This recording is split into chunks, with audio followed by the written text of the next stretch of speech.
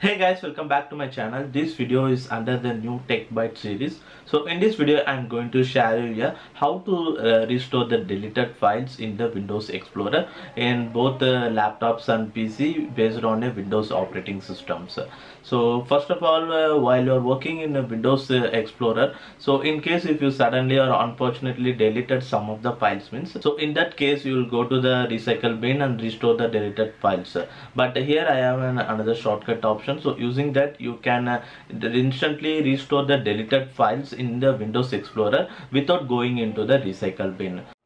As we all know that there is a control plus Z option, undo option in most of the softwares like video editing software or in the Excel or in the Microsoft Office or PowerPoint. In most of the applications there is an undo option. So but that control plus Z option is too works in the Windows Explorer too.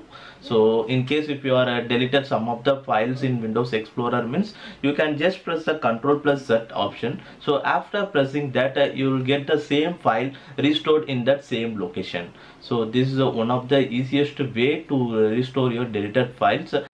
And likewise this control plus Z option will works in case if you deleted the file in that particular folder means, you need to go to that particular folder and just press that control plus Z option, and this option will works until you shut down the computer. So in case if you deleted the file today and you are pressing that control plus Z option and next day means, it will won't work. So this option is only for instant purpose. So if you are accidentally deleted some of the file means, you can instantly press the control plus Z option to restore the file instantly. So that's all about this video guys. I thought that many of the users is not aware about this new shortcut option, so that's why I posted this video. So hopefully if you guys like this video, hit the like, and if you guys still not subscribed to my YouTube channel means, hit the subscribe button below. And thanks for watching this video guys.